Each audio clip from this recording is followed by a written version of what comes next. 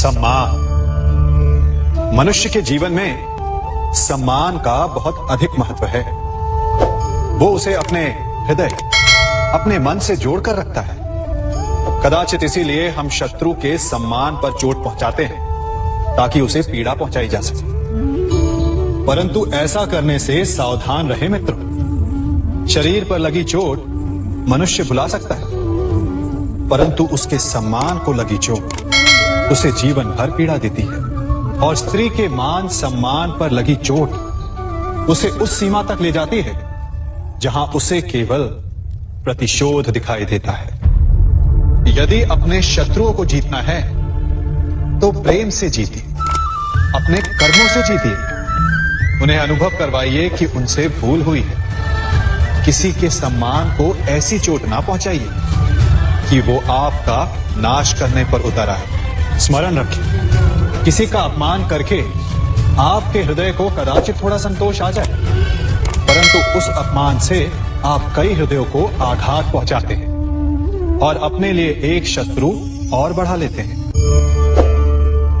हम सब शीघ्र ही सफलता चाहते हैं, ढेर सारी संपत्ति और सुख चाहते हैं, और ऐसे में कई बार हम छोटे मार्गों का चयन कर लेते हैं।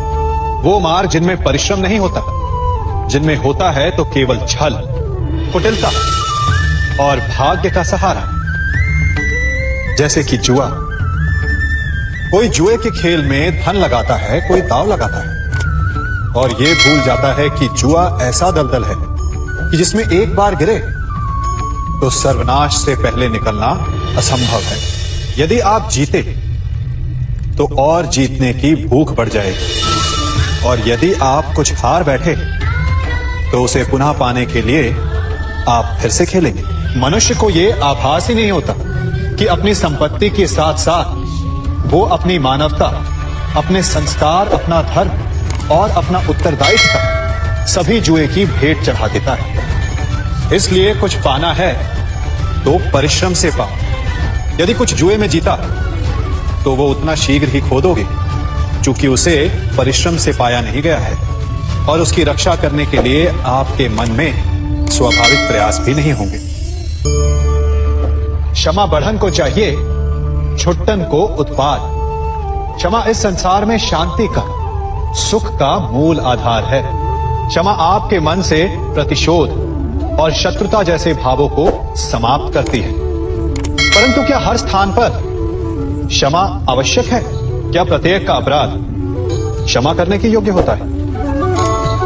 नहीं। कभी कभी उसे क्षमा करके हम उस व्यक्ति को और बड़ा अपराध करने की प्रेरणा देते हैं,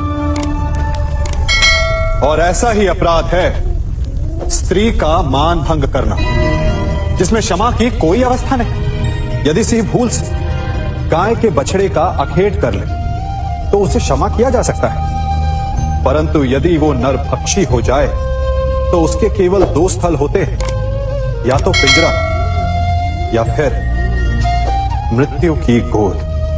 कुछ परिस्थितियों में क्षमा के स्थान पर दंड देना आवश्यक होता है, क्योंकि यह दंड का भय ही है जो लोगों को वो अपराध करने से रोकता है। संसार में सबसे बड़ा क्या है? अभिमान और बाहुबल, या विश्वास और आस्था? निश्चित रूप से बाहुबल के महत्व को नकारा नहीं जा सकता। मनुष्य अपने बाहुबल से पर्वत को मैदान बना सकता है, सागर सुखा सकता है, मरुस्थल में नदियां बहा सकता है, परंतु बाहुबल को सहारा होता है विश्वास का। यदि मन में विश्वास ना हो तो बाहुबल किसी काम का नहीं। वो कौन सा बल कि मोर आकाश की ओर ताकते हैं? वो विश्वास ही तो है जिसके कारण वर्षा होती है और दोनों की प्यास बुझती है। परंतु जब आपके बाहुबल का सामना धर्म के विश्वास से होता है तो बाहुबल हार जाता है और जीतता है विश्वास। विजय होती है आस्था की। यदि आप सत्य के मार्ग पर चल रहे हैं और आप अपने इष्ट में आस्था रखते हैं तो किसी भी पापी का बल आपका कुछ नहीं बिगाड़ सकता। कभी सोचा है हमारा जीवन भी उस रेत की घड़ी की भांति है। जो रेत नीचे गिर चुकी है वो हमारा अतीत, जो अब भी ऊपर है वो हमारा आने वाला भविष्य है, और वर्तमान ये संकुचित स्थल है जहां से धीरे धीरे करके रेत गिर रही है। अर्थात हमारे पास जीने के लिए यही एक क्षण है।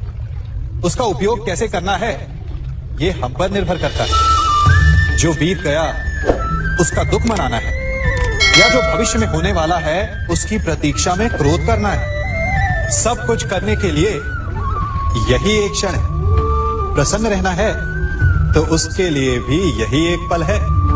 प्रतीक्षा करते रहोगे तो ये पल भी भूतकाल में बदल जाएगा। इसलिए आनंद के लिए, परोपकार के लिए प्रतीक्षा ना कीजिए। आपके पास जो पल है उनका भरपूर सदुपयोग कीजिए, क्योंकि इस घड़ी को पलटकर आप फिर से समय अवश्य गिन सकते हैं, परंतु अपना बीता हुआ समय आप वापस नहीं लौटा पाएंगे।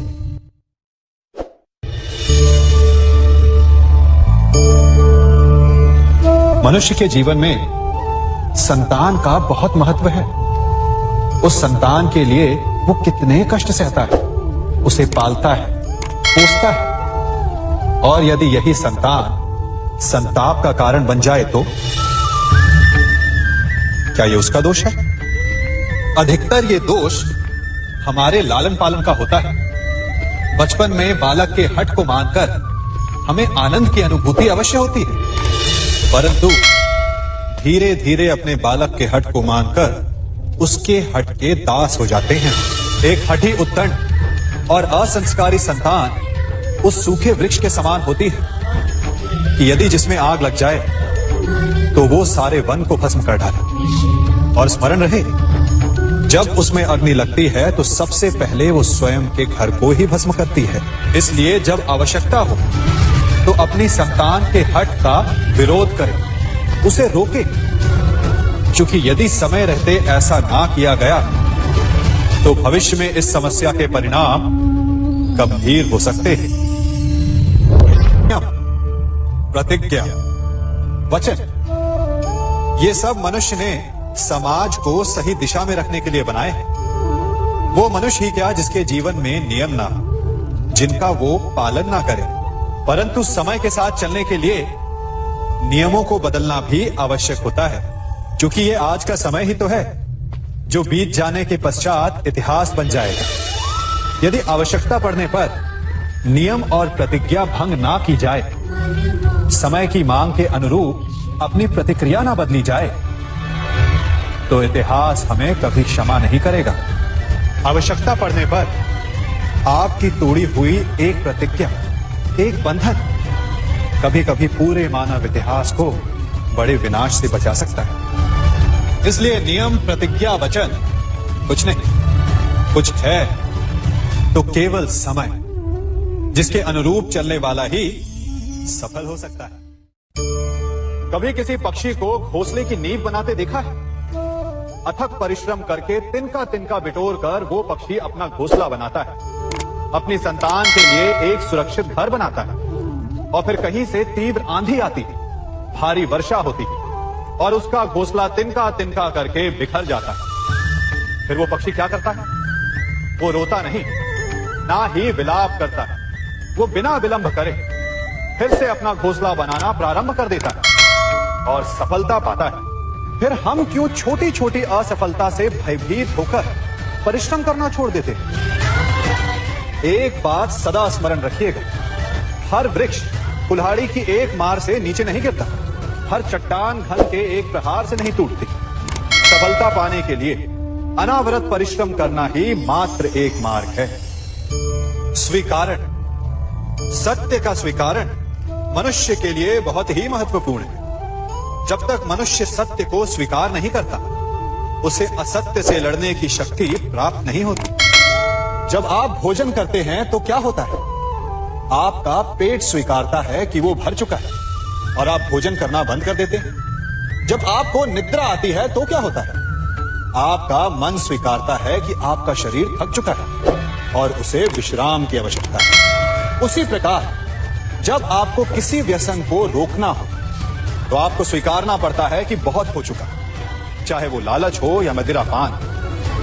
उस व्यसन का त्यागना तभी प्रारंभ होता है जब आप ये स्वीकार कर लेते हैं कि आप उस व्यसन के बंधक हैं। संसार का सबसे बड़ा पाप क्या है? असत्य बोलना, हत्या कर देना, चोरी करना या किसी का अपमान करना। संसार का सबसे बड़ा पाप है किसी निर्बल को सताना, और संसार का सबसे बड़ा दंड भी उस निर्बल के मुख से निकली हाय है। आप देख रहे हैं मैं क्या कर रहा हूं?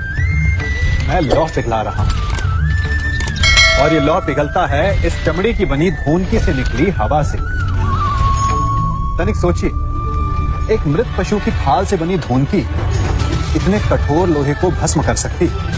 ठीक उसी प्रकार आप चाहे जितने भी शक्तिशाली क्यों ना हो, यदि आपने किसी निर्दोष, किसी निर्बल को सताया तो उसके मन से निकली हाय और उसका श्राप आपके जीवन को भस्म कर सकता है।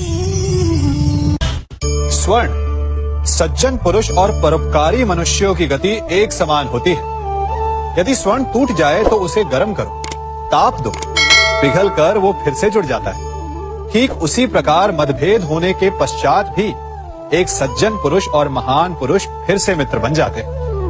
परंतु दुर्जन दुष्ट माटी से बने लोग उस पके हुए मटके के समान होते हैं कि जिनमें यदि एक बार दरार आ जाए तो वो स्वयं ही स्वयं का सर्वनाश कर लेते हैं। इसलिए मित्रता केवल सज्जनों से ही करें ताकि मतभेद ना हो। दुष्टों का समूह अपना नाश स्वयं ही कर लेता है।